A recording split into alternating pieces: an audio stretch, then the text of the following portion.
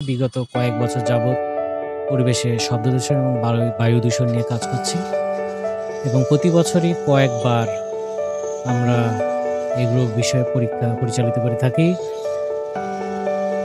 আমরা গত কয়েক বছরের যে ডাটাটা পেয়েছি, সে ডাটাটা কিন্তু আপ ট্রেন্ড। সেটা বরাবরই উপরের দিকে যাচ্ছে এবং সেই বৃদ্ধির হারটা অত্যন্ত আশঙ্কাজনক। আমরা এই পরীক্ষার জন্য ডাচ স্যাম্পলার ব্যবহার করছি।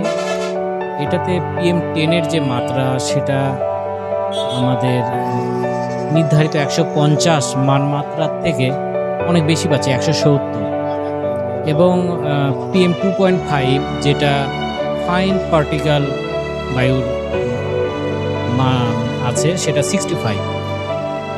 সেক্ষেত্রে আমরা পাচ্ছি 122 থেকে 130। সেটা সত্যি উদ্বেগজনক মানব দেহের জন্য। ক্যান্সার সহ অন্যান্য শরীরে অন্যান্য ঝুঁকিগুলোর জন্য এই যে মানটা পাচ্ছি সেটা আমাদের এখনই খুব গুরুত্বের সাথে নেওয়া উচিত।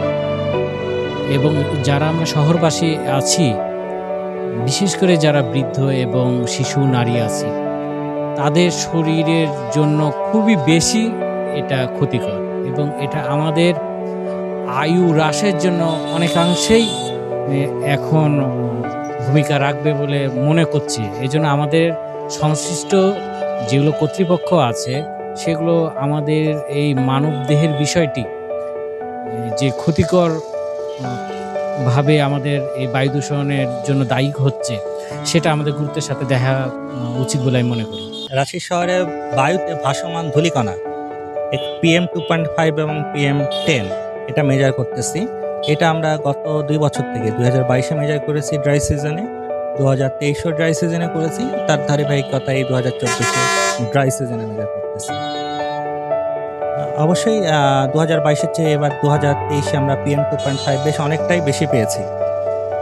যেমন যদি রেলিগেটের কথা বলি, গত বছর PM2.5 সেখানে আমরা পেয়েছিলাম অ্যারাউন্ড 95-96 এর মতো, আর এবার সেটা আমরা পেয়েছি around 120 to 130 microgram per metre cube, যেটা আমাদের এয়ার পলিউশন কন্ট্রোল রুলস আছে 2022, সেখানে দেওয়া আছে ম্যাক্সিমাম অ্যালাউয়েবল লিমিট হচ্ছে 65 মাইক্রোগ্রাম পার মিটার কিউব, এর বেশি হলেই দূষণ।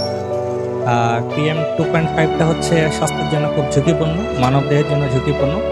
তার মানে বোঝাই যাচ্ছে যে বায়ুর অবস্থা তুলনামূলক বেশ অনেকটাই খারাপ।